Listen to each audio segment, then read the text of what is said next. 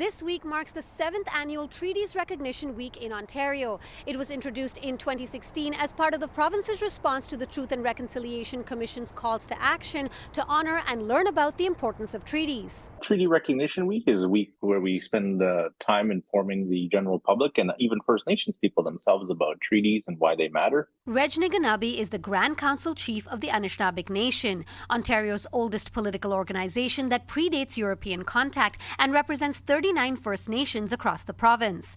He explains that learning about treaties is essential to understanding both the history and present reality of the province. They're the historical documents that allow for the occupation of the land by non-natives and the agreements within the treaties that there would be sharing, resource revenue sharing, benefit sharing, everything along those lines.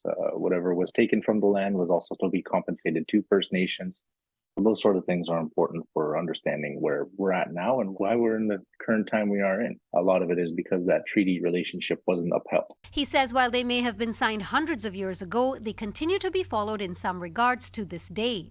If you look at the Robinson-Huron Treaty, for example, there's a annuity of $4 every year for the First Nation people who are part of that treaty. And every year the government comes and hands over the $4. You may see it as ancient history as it was written in 1850 for some youth, but it's still relevant today and it's still useful today. It's still in use today.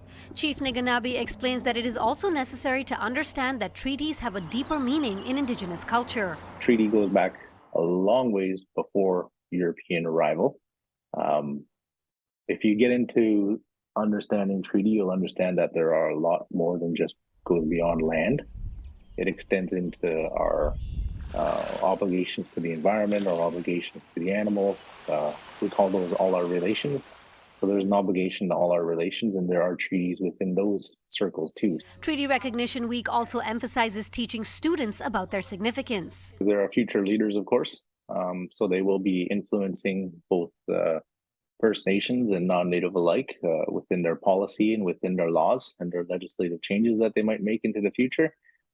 It's if you have that understanding of the treaty and where we started, you can have an understanding of where we could go or possibly go.